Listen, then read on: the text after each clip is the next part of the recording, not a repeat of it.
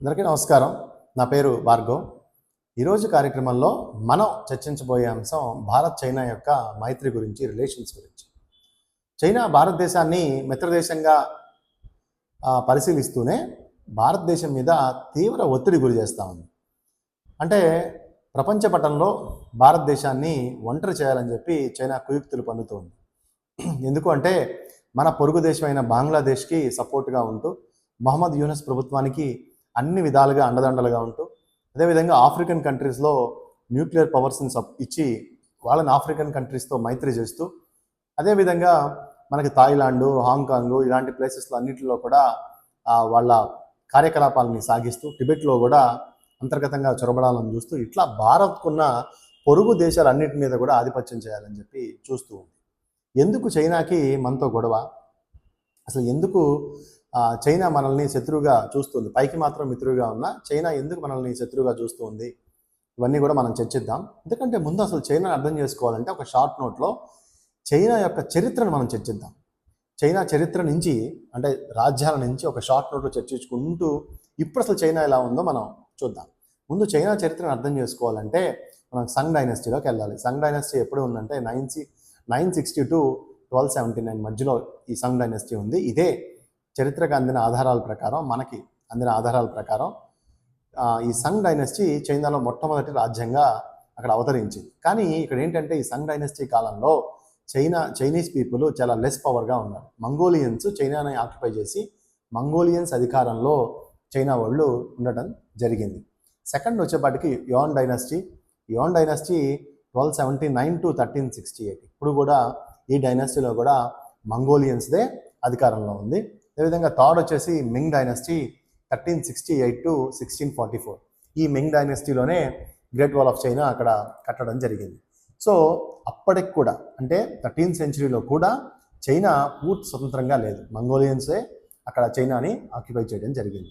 ఇక చివరిగా Qing dynasty ఎప్పుడైతే 16th century అంటే 1644 to 1911 ఈ క్వింగ్ డైనస్టీ అధికారంలోకి వచ్చిన తర్వాత చైనా పీపుల్ మంగోలియన్స్ని జయించి చైనాని చైనీస్ అధికారంలోకి తీసుకొని మంగోలియన్స్ని ఎదిరించి వాళ్ళ రాజ్యాలని స్థాపించడం జరిగింది. సో దీంతో వీళ్ళకి ఏంటంటే టిబెట్ మీద కానీ, అదేవిధంగా జిన్జియాంగ్ మీద కానీ, మంగోలియా మీద కానీ, తైవాన్ మీద కానీ, ఇలా అన్ని ఏరియాస్ మీద చైనీస్ పట్టు సాధించారు. మొట్టమొదటి సంగ్ డైనస్టీ నుంచి క్వింగ్ డైనస్టీ వచ్చే వరకు మంగోలియన్స్ నుంచి వాళ్ళ రాజ్యాధికారం తీసుకోవడం జరిగింది. దీని తర్వాత మనకి ఎప్పుడైతే 19th centuryకి వచ్చేసామో పొలిటికల్ పార్టీలు వచ్చేసినాయి. సో డైనస్టీలు అంతరించిపోయినాయి. చైనా యొక్క చివరి డైనస్టీ ఏంటి అంటే క్వింగ్ డైనస్టీ. ఈ క్వింగ్ డైనస్టీ రాజ్యాలు అంతరించిపోయిన తర్వాత చైనా ఎప్పుడైతే నేషనలిస్ట్ పార్టీ, కొమిటాంగ్ గవర్నమెంట్ అంటారు, లేదా నేషనలిస్ట్ పార్టీ అంటారు.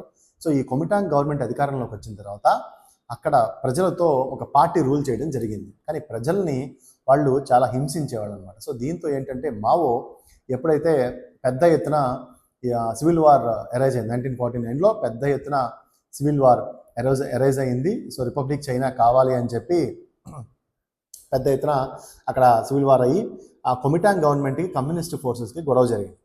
సో ఆ గొడవ జరిగిన తర్వాత ఈ మధ్యకాలంలో ఏం చేసిందంటే జపాన్ చైనాను దురాక్రమించింది. సో ఈ కొమిటాంగ్ గవర్నమెంట్కి, మావోకి గొడవ జరుగుతున్నప్పుడే జపాన్ చైనాను ఆక్రమించడం జరిగింది. సో దీంతో ఈ కొమిటాంగ్ గవర్నమెంట్, ఈ మావో ఇద్దరూ కలిసి జపాన్ని ముందు తరిమేశారు. ఆ తర్వాత వీరిద్దరూ కొట్టుకోవడం జరిగింది, ఫైట్ చేయడం జరిగింది. సో ఈ ఫైట్లో మావో విజయం సాధించి మావో ఎరాని చైనాలో స్టార్ట్ చేశాడు. సో అంటే మన సంగ్ డైనస్టీ నుంచి క్వింగ్ డైనస్టీ వరకు, క్వింగ్ డైనస్టీ నుంచి కొమిటాంగ్ గవర్నమెంట్ నుంచి ఇప్పుడు మావో చేతుల్లోకి చైనా అధికారంలోకి వచ్చింది.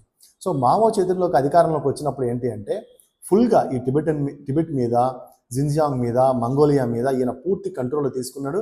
అదేవిధంగా ఏం చేశారంటే ఇతను కమ్యూనిస్ట్ ప్రిన్సిపల్స్ని బాగా ప్రజల్లోకి తీసుకెళ్ళడమే కాకుండా మొత్తం ప్రభుత్వమే ఆధీనంలో ఉంచుకున్నాడు. సో ప్రభుత్వ ఆధీనంలో ఉండటం వలన ప్రైవేటు వ్యక్తులు వ్యాపారం చేయలేదు. వ్యాపారం చేయకపోవడం వలన చైనాలో తీవ్రమైన కరువు, కొన్ని లక్షల మంది చనిపోవడం జరిగింది.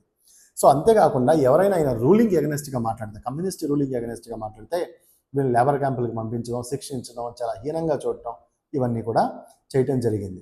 ఇప్పుడు చైనా అసలు మార్పు ఎప్పుడు స్టార్ట్ అయింది అంటే 1978 to 1997. దీంట్లో డెన్ జియోపింగ్ ఎరా అంటారు. అంటే డెన్ జియోపింగ్ ఎప్పుడైతే చైనాలోకి. మీరు నెట్లో సెర్చ్ చేయండి. ఈయన చైనాకి చాలా మహానుభావుడు. ఎందుకంటే మావో నిజంగా కొమిటాంగ్ ఫోర్సెస్కి అగెనెస్ట్గా ఫైట్ చేసినా కానీ, రిపబ్లిక్ స్వేచ్ఛ కోసం ఫైట్ చేసినా కానీ, జపాన్ దురాక్రమణకు వ్యతిరేకంగా ఫైట్ చేసినా కానీ, ఆయన రూలింగ్లో, కమ్యూనిస్ట్ రూలింగ్లో చాలా ప్రజలు ఇబ్బంది పడ్డారు. ఇది వాస్తవం. దీని చరిత్రను మార్చలేము. దీని తర్వాత ఏంటంటే డెన్ సియోపింగ్ అధికారంలోకి వచ్చిన తర్వాత ఇవన్నీ ఆలోచించాడు. అంటే సంగ్ డైనస్టీ నుంచి మనం చూసుకుంటే క్వింగ్ డైనస్టీ కేఎంటీ ఫోర్సెస్ నుంచి మావో నుంచి ఇప్పుడు డెన్ సియోపింగ్ అధికారంలోకి వచ్చాడు. వచ్చిన తర్వాత ఇవన్నీ ఆలోచించి లేదు ఈ దేశాన్ని క్లోజ్డ్ ఎకానమీగా ఉంచకూడదు అని చెప్పి ఓపెన్ ఎకానమీ చేశాడు. ఇతర దేశాల మీద వర్తక వాణిజ్యాలు పెట్టాడు, చిన్న చిన్న సెజ్జులు పెట్టి, ఇండస్ట్రీస్ని పెట్టి, ప్రైవేట్ వ్యక్తులను ప్రోత్సహించి ఎక్స్పోర్ట్స్ ఇంపోర్ట్స్ రంగం మీద పూర్తిగా శ్రద్ధ పెట్టి చైనాను పూర్తిగా మార్చేశాడు. ప్రతి చిన్న ఇంటిలో ఏదో ఒక వ్యాపారాన్ని పెట్టే స్థితికి తీసుకొచ్చింది డెన్ సియోపింగ్. అంటే వాళ్ళు 70 దశకం నుంచే చైనాలో అభివృద్ధి మొదలైంది. మనం చూడండి, ఇంచుమించు 40-50 సంవత్సరాల్లో చైనా ఈ రోజున ఎంత ప్రగతి సాధించిందో చూడండి. ఒక నిజమైన రూలర్ ఉంటే, దేశభక్తుడు ఉంటే ఒక దేశాన్ని ఇంత గొప్పగా మార్చేయచ్చు అని చెప్పడానికి చైనానే ఉదాహరణ. సో దాని తర్వాత ఏంటంటే ఈయన ఈ డెన్ సియోపింగ్ చనిపోయిన తర్వాత జిన్పింగ్ అధికారంలోకి వచ్చాడు. జిన్పింగ్ 2013లో అధికారంలోకి వచ్చాడు. అయితే డెన్ సియోపింగ్ చాలా శాంతి కామకుడు, దేశాన్ని ముందుకు తీసుకెళ్ళి ఆలోచించినవాడు. కానీ ఈ జిన్పింగ్ ఎవరైతే అధికారంలోకి వచ్చాడో 2013లో, ఇతను చాలా అగ్రెసివ్ పర్సన్. అంతేకాకుండా తన దేశాన్ని ముందుకు తీసుకెళ్ళాలని ఆలోచిస్తాడు. కానీ అది మంచి విషయమే. కానీ తీసుకువెళ్ళే క్రమంలో తన చుట్టూ ఉండే దేశాల మీద కూడా ఆధిపత్యం ఉండాలని చెప్పి ఆలోచించేవాడు. సరే, ఇప్పటికి కూడా అంటే లాస్ట్ డైనెస్టీ మనం ఏమని చెప్పుకున్నాం, క్వింగ్ డైనెస్టీ. ఈ క్వింగ్ డైనెస్టీలో ఏదైతే బోర్డర్స్ ఉన్నాయో, ఈ టిబెటన్ కానీ, థాయిలాండ్ కానీ, ఇండియాలో ఉన్న కొన్ని బోర్డర్స్ కానీ, ఇవన్నీ కూడా వీటి మీద దుందుడికి వెళ్ళటం. భారతదేశంలో మనకి హిమాలయన్ రీజియన్లో ఉన్న బోర్డర్లో ఉన్న ప్రాంతాలన్నీ కూడా చైనావే అని చెప్తున్నాడు. సో అంటే థాయిలాండ్ మీద హాంకాంగ్లో జొరబడ్డాడు. అదేవిధంగా భారతదేశం మీద సరిహద్దుల మీద భారత్తో కయ్యానికి దిగాడు. సో భారతదేశంతో కయ్యానికి దిగటమే కాకుండా భారతదేశాన్ని ఒంటరి చేయడానికి చుట్టూ ఉండే ప్రాంతాలన్నింటినీ, బంగ్లాదేశ్ మహమ్మద్ యూనస్ అధికారంలోకి వచ్చిన తర్వాత అతనితో బాగా సత్సంబంధాలు కొనసాగించడం, పాకిస్తాన్తో సత్సంబంధాలు కొనసాగించడం, ఆఫ్రికాలో వాళ్ళకి న్యూక్లియర్ పవర్ అందించడం, ఇట్లా భారతదేశాన్ని ఒంటరి చేసి మిగతా మైత్రి దేశాలన్నిటితో కూడా తను కలుపుకెళ్ళాలి అని చెప్పి జిన్పింగ్ ఆలోచిస్తూ ఉన్నాడు. అంతేకాకుండా ఈ జిన్పింగ్ యొక్క ఆలోచన సరళ ఏ విధంగా ఉంటుందంటే, భారతదేశంతో ఎలాగైనా సరే భారతదేశాన్ని కంట్రోల్లోకి తీసుకోవాలి. ఎందుకు తీసుకోవాలి అనడానికి సరైనటువంటి ఆధారాలు మనం చెప్పలేకపోయినా అతని ఆలోచన విధానం అలా ఉంది. ప్రధానంగా భారతదేశంలో కొన్ని స్పాట్స్ మీద తన పూర్తిగా పట్టు తేవాలి అనుకుంటున్నాడు. అదేంటి అంటే డెప్సాంగ్, డెమ్చాక్, డోక్లాం, గాల్వాన్. సో ఈ డెప్సాంగ్ 2013లో మిలిటరీతో యుద్ధానికి దిగాడు అక్కడ.